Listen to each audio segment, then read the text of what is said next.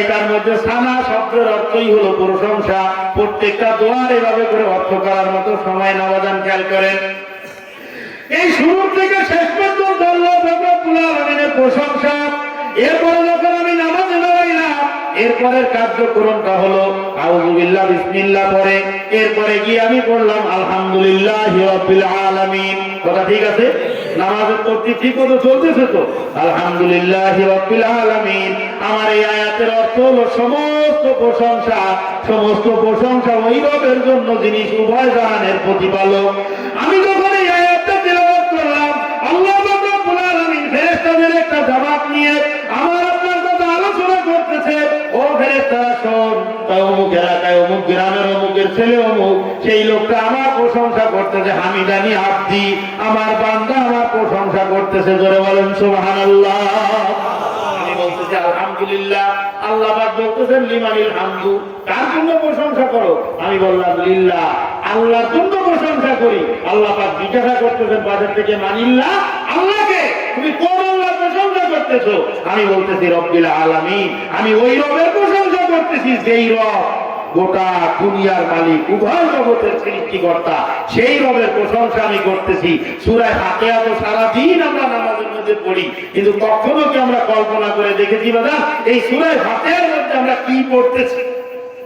একটু খেয়াল করেন, বিরক্ত লাগতেছে না তো?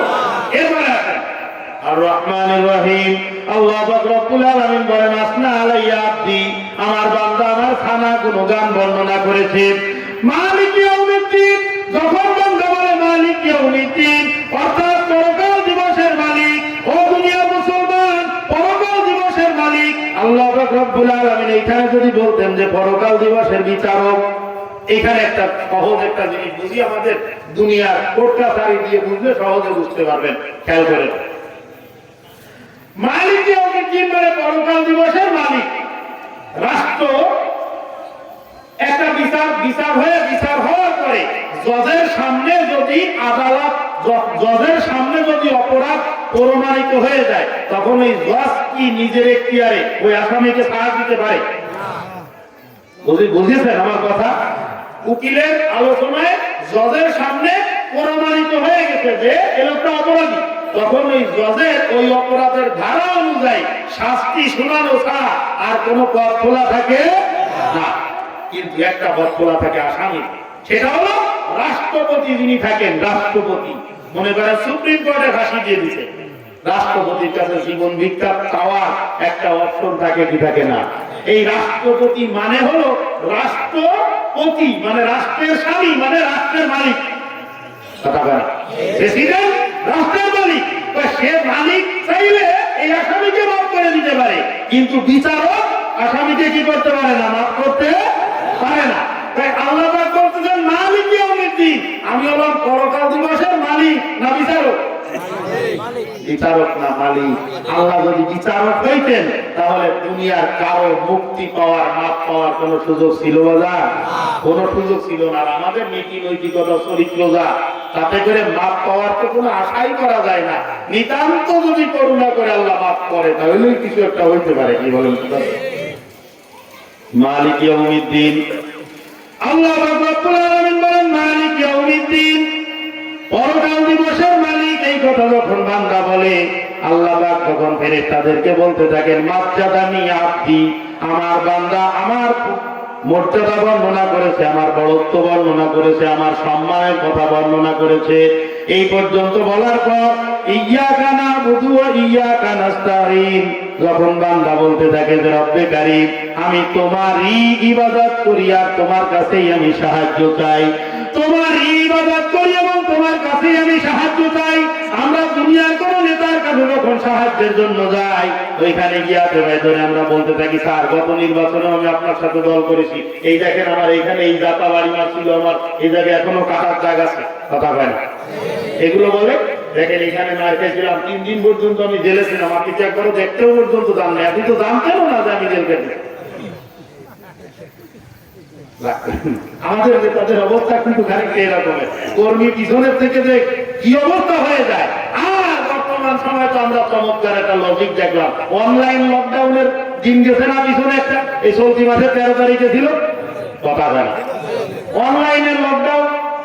আর আমি এই জায়গায় একটু কথা না বললে নয়, আমি বুঝতে পারি না মানুষের মাথায় গিলু নাই। গিলু নাই তার মানে তো এ না যে ওর গিলুর পরিবর্তে গোবর আছে মাথার মধ্যে। সে কোথায় রয়েছে, কোন জায়গায় রয়েছে, কি হবে না হবে তার কোনো ঠিক নেই। এদিকে হসপিটাল দিয়ে রয়েছে, আর ওই জায়গায় বসে লকডাউন দিয়ে তারা বালক তুলে রাস্তায় নেমে মাইক আছে। চিন্তা করেন নির্বুদ্ধিতা লিমিট খায়। আমার নেতা সামনে আছে, ব্যানারের সামনে আছে, আপনি নেতার পিছনে দৌড়াচ্ছেন, নেতা ব্যানারের সামনে আছে, সে ওইখান থেকে স্লোগান দিচ্ছে, আমি এখান থেকে স্লোগানের জবাব দিচ্ছি। পিছনের থেকে যদি পুলিশে বা কোনো সমস্যা হয়, অ্যাটাক যদি হয়, তাহলে অন্তত নেতার সামনে আছি আমি, এইটুকু তো সান্ত্বনা আছে। ওরা ভাববো তোর নেতা তো ধরে রেখে তো পালায় চলে গেছে, তা এমন নেতার পিছনে ঘুরলি আসব যেই নেতা চলে যাওয়ার সময় তার পরিবারের কথা চিন্তা করলো, কিন্তু হাজার হাজার তোর মতো বলদ কর্মীর কথা চিন্তা করে নেই। কথা ভাব। আর এখন কি হয়েছে? অবশ্যই সেনাবাহিনী মারছে। তুই আর্মি মারছেন যাবি কি জন্য? তোর নিজে ব্যান না চালাইলে তো সংসার চলে না। অন্যের পেটে কিসের না দিলে দিন মজুরি না করলে তোমার সংসার চলে না। তুমি এখন কি জন্য সেনাবাহিনীর মারছে তো? আর ওই যে সেনাবাহিনী হাত এরকম করে ধরাই দিচ্ছে, দেখো ওই ট্রাকের পাশে ওইখানে হাত এরকম করে ধরাই দিচ্ছে, পাশা উঁচু কর আর উপরে পাশার উপরে বাড়ি হচ্ছে সেনাবাহিনী। সেনাবাহিনীর মার তো মানে হাসে আর মারে, মানে মারির বেতা এক রকমের, আর যে মারতেছে সে হাঁটছে। এ আরেক বেতা নাই যা, এটা হলো নির্বোধ। আপনারা কি আমার সঙ্গে একমত? এটারে কি বুদ্ধিমান বলা যায় ভাই? এটারে বুদ্ধিমান বলা যায়। নেতার সামনে বসে মরবি, তোর কত উন্নতি হবে, পদ বাড়বে। রাজনৈতিক ময়দানে যে যত বেশি পরিমাণে মার খায় ওর কিন্তু পদোন্নতি হয়, এটা কিন্তু সিস্টেম। নেতার সামনে বলে বললে হয়, আর এদিকে হয় কোনো সমস্যা নেই, আমরা রাজপথ ছাড়ি নাই, 13 তারিখে দেখা দেবো, ওটা দেখা দেবো, ওটা দেখা দেবো। আরে ভাই, মানুষের ব্রেন এতটা নষ্ট না এখন থেকে। ওই যে মানে যারা গরিব অশিক্ষিত এরাও কিন্তু ঠেলাঠেলি করে, দুনিয়ার অবস্থা এরাও দেখে বসে বসে। কি বলেন? কথা ঠিক আছে না? আমাদের এলাকায় একজন আছে নসিমন, বুড়িয়াঙ্গুল বাস, নসিমনের ড্রাইভার, বুড়িয়াঙ্গুল বাস, মানে একটা ওয়ার্ড করে জানে না। গুগল সম্পর্কে তার মানে আমাদের এলাকার মাস্টার হলো, অনেকে তার কাছে বুঝতে যায়। আমি ওরা একদিন জিজ্ঞাসা করতে, সব লেখা আসে ইংরেজিতে, আর তুই এটা বুঝিস কিভাবে? ডিসপ্লে চেহারা দেখলে বোঝা যায় এখানে কি লাগে। এটা একটা প্রতিভা, একটা অক্ষর লেখাপড়া যায় না, এবার ডিসপ্লে চেহারা দেখলে বোঝা যায় যে এখন কি করতে হবে। এই লোকগুলাও কিন্তু এরকম করে খুঁচায়, এরকম করে গসে গসে, এরা বলো দেখে যে দুনিয়ার অবস্থা দেখে। যে সময় পুরো বাহিনী নিজের আয়ত্ত ছিল, তুমি সেই সময় এলাকায় টিকতে পারলে না, আর এখন সবই করি। এই সময় তুমি একটা কিছু করে আরামে থাকবা, এটা কি সম্ভব? দাদা আমি বলতেছিলাম ইয়াকা নাবুদু ওয়া ইয়াকা নাস্তাঈন, আমি তোমার ইবাদত করি এবং তোমার কাছে আমি সাহায্য চাই। নামাজের মধ্যে আমি বলতেছি আল্লাহ পাক আমি তোমার কাছেই সাহায্য চাই। এই কথা রাত্রে ঈশার নামাজের সময় আল্লাহ পাকের দরবারে বললাম। সকালবেলায় নেতার কাছে গিয়ে বললাম যে স্যার, আপনি যদি না থাকতেন তাহলে আমি বানের জলে ভেসে যেতাম। রাতের কথার সাথে দিনের কথা মিল আছে? কথা কয় না, রাতের কথা দিনের কথা মিল আছে। নেতাই কি বাঁচাইতে পারে বাজার? বাঁচানোর মালিক, মারার মালিক একমাত্র কে? আল্লাহ রাব্বুল আলামিন। ইয়াকা নাবুদু ওয়া ইয়াকা নাস্তাঈন, ওগো আসমানের মালিক, আমি তোমারই ইবাদত করি এবং তোমার কাছে সাহায্য চাই। এই কথা যখন আমি বলতেছি আমি তোমারই ইবাদত করি, আর ওই সমস্ত লোকজনের ইবাদত আমি করি না, ওই সমস্ত লোকজনের সঙ্গে আমার কোনো সম্পর্ক নাই। একটা পরীক্ষা হবে, খেয়াল করেন ভাই, রাস্তার দিকে দেখেন না, এদিকে দেখা, একটা পরীক্ষা। ঈশান নামাজ এরপরে 3 রাকাত বেতের নামাজ আছে না? এই বেতের নামাজ আর অন্য নামাজের মধ্যে পার্থক্য কি? দোয়ায় কুনুত করতে হয়। মাশাআল্লাহ, আলহামদুলিল্লাহ, দোয়ায় কুনুত করতে হয়। বেতের নামাজে দোয়ায় কুনুত পড়া, এটা হলো অন্য নামাজের মধ্যে স্বতন্ত্রতা। মুরব্বী বলেছে একটা ওয়াদা, মানে আমি যা বলতে চাচ্ছি উনি মনে হয় আগে সেই জায়গায় বলতে গেছে, এই জন্য ওয়াদার কথা বলেছে। খেয়াল করেন, আমি এই ওয়াদার কথাটাই বলতে চাচ্ছি। তাহলে বেতের নামাজে একটা দোয়া আছে আলাদা, দোয়ায় কুনুত। আর এই দোয়ায় কুনুতের মধ্যে একটা কথা আছে, যদি মুখস্থ থাকে তাহলে বুঝতে পারবেন। ওয়ানাতরুকু মাইয়াবদুরুকা আল্লাহুম্মা ইয়্যাকা না'বুদু, আছে কি আছে না? এই দোয়ায় কুনুতের এই কথাটা কি জানেন? আজকে থেকে মুখস্থ করে রাখেন, আর প্রত্যেকদিন পড়ার সময় এই কথাটা মাথার মধ্যে রাখবেন। ইয়াকা না'বুদু ওয়া ইয়াকা নাস্তাঈন, এর মধ্যে বলতেছে যে অনাতুরু ঘুমাইয়া দুরুকাত, ও আসমান জমিনের মালিক, ওই সমস্ত মানুষের সঙ্গে আমার কোনো সম্পর্ক থাকবে না, ওই সমস্ত মানুষের সঙ্গে আমি কোনো সম্পর্ক রাখবো না। অনাতুরু মাইয়া দুরুকা, অনাতুরু আমি ছেড়ে দেব মান ওই ব্যক্তিকে ইয়াবদুরুকা, যে তোমার সঙ্গে নাফরমানি করে, তোমার দুশমন আমার দুশমন, তোমার বন্ধু আমার বন্ধু। আল্লাহুম্মা ইয়্যাকা না'বুদু, ওগো আসমানের মালিক, আমি শুধুমাত্র কেবলমাত্র তোমারই ইবাদত করি। এই ওয়াদা আমরা প্রত্যেক দিন করতেছি। ও বাজার বর্তমান সময়, বর্তমান একটা সময় চলতেছে, এই সময়টায় কোনটা বেঈমান আর কোনটা মুনাফিক আর কোনটা মুসলমান, এটা কিন্তু মানুষের সামনে সমানে পরিষ্কার হয়ে যাচ্ছে। কথা বলেন ঠিক কি ঠিক না?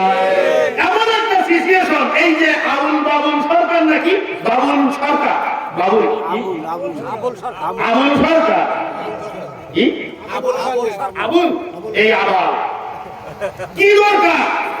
এই আবার সরকারের কি প্রয়োজন? কার প্ররোচনায় আর কার থেকে সাহস পেয়ে এই ৯৯% মুসলমানের দেশে আল্লাহ এবং তার কোরআনে কারীম নিয়ে কটূক্তি করা, তুচ্ছ তাচ্ছিল্য করা, নোংরা এবং আজে বাজে কথা বলার সাহস পাইল কোন জায়গায়? এই মুসলমান তৌহিদি জনতা এগুলো যদি প্রসাদ করে দেয়, তত প্রসাদের চোখে বেঁচে চলে যায়, এরকম পাবো কথা বল দেখে না, তো প্রসাদের মেনে চলে যায়। আর সেই জায়গায় বসে আপনি একটু ভালো করে নিজের ব্রেনের মধ্যে ঢুকায় রেখেন। ৭১ সালের সময় যুদ্ধ হয়েছিল, আপনি জরিপ করেন, আমি কোনো কাউকে ছোট করতেছি না, আমার মূল বক্তব্যটা আপনি মূল কথাটা তুলে আনবেন যে ৭১ সালের যুদ্ধে এই সমস্ত শহীদান আমাদের আছে, যারা শাহাদাত বরণ করছিলেন দেশের জন্য, এর মধ্যে ম্যাক্সিমাম মুসলমান না ম্যাক্সিমাম অমুসলিম? অধিকাংশ মুসলমান না অমুসলমান? অধিকাংশ মুসলমান। ২৪-এর আন্দোলনে যে সমস্ত যারা মা মৃত্যুবরণ করেছে, শাহাদাত বরণ করেছে, আহত হয়েছে, এদের মধ্যে অধিকাংশ মুসলিম না অমুসলিম? অধিকাংশ মুসলমান। তাহলে বারংবার মুসলমানরা রক্ত দিয়ে দিয়ে, জীবন দিয়ে দিয়ে এই সুন্দর পবিত্র ভূমিকে স্বাধীনতা এনে দিবে, আর বাক স্বাধীনতার নামে ইসলাম ও মুসলমানদেরকে নিয়ে কটূক্তি করা হবে, এটা আদৌ বাংলার তৌহিদি জনতা মেনে নেবে না। এটা কিন্তু আদৌ বাংলার তৌহিদি জনতা মানবে না। আপনার সাহস দেখে অবাক হওয়া লাগে। আবার মুসলমানের মধ্যে এক শ্রেণী মুসলমান, আদাবিতে মুসলমান, এরা আবার সেই বাবুল ওই আবালের সাহস করে। কথা বল, বাউল শিল্পী আমাদের দেশের সংস্কৃতি, রাশিদা ওরাশিদা, এর দেশের সংস্কৃতি, বাউলের গান, দেশের সংস্কৃতি, একতারা দোতারা, দেশের সংস্কৃতি ঠিক আছে। আজ পর্যন্ত যত বছর বাংলাদেশ হয়েছে, ৫৪ বছর বাংলাদেশ হয়েছে, বাংলাদেশের বয়স এই ৫৪ বছর ধরে দেশে বাউল ছিল না? বাউল বাউল বাউল দেশে ছিল কি ছিল না? বাউল তো সবসময়ের জন্য দেশে ছিল, তারপরেও কোনোদিন কোনো সময়ের জন্য এই ধরনের এই বাউলের বিরুদ্ধে তো কেউ কোনো কথা বলেনি। বলেছে বাউলের যে সংস্কৃতি, ওই সংস্কৃতি নিয়ে কথা না, কথা হলো ওই কথাগুলো, যে মন্তব্যগুলো করেছে, ওই মন্তব্যের উপরেও আমাদের কথা কথা ঠিক না? আবার তৌহিদি জনতা, এই শব্দটা, তৌহিদি জনতা শব্দটা দেশে বাংলাদেশে রাখা যাবে না। সাহস, তৌহিদি জনতা মানে কি জানেন? তৌহিদ মানে একত্ববাদ। তৌহিদ মানে কি? কথা হয় না। তৌহিদ মানে একত্ববাদ, আর তৌহিদি জনতা মানে ওই সকল মানুষ যারা একত্ববাদে বিশ্বাসী। আপনারা সব কয়বাদে বিশ্বাসী? যারা চুপ করে আছে এরা মনে হয় বহুত্ববাদে বিশ্বাসী। আমরা সব কয়বাদে বিশ্বাসী? একত্ববাদে বিশ্বাসী। আমরা হলাম তৌহিদি জনতা। এটা আমাদের জন্য গর্বের এবং অহংকারের, আল্লাহ পাক রব্বুল আলামিনের শুকরিয়া। আমরা মুশরিক না, আমরা খাঁটি মুসলমান। কথা বলেন ঠিক? আমরা খাঁটি মুসলমান। আর তুমি বসে বসে চিন্তা করতেছো যে তৌহিদি জনতা বাংলাদেশে রাখা যাবে না। এই তৌহিদি জনতার রক্ত সিঞ্চিত জমিনের উপরে দাঁড়ায় তৌহিদি জনতার বিরুদ্ধে পালন করো, এই তৌহিদি জনতা ছাই দিয়ে ধরে তোমার জিভ টেনে ছিঁড়ে ফেলবে। কথা বল, খবরদার, সাবধান থাকতে হবে দাদা। ইসলাম ও মুসলমানের বিরুদ্ধে আমার আব্বা গেছে, তবু ওই বাপকেও ছাড় দেওয়া যাবে না। ঠিক আছে বাবা? মুখের কথা অন্তরের সঙ্গে মিলান না, কিন্তু প্রত্যেক দিন আমরা ওয়াদা করি অনেক রকম এই আবুল বাবুল এই আবালের পক্ষে থাকবেন না। খবরদার, খবরদার, কোনো অবস্থায় সম্ভব না।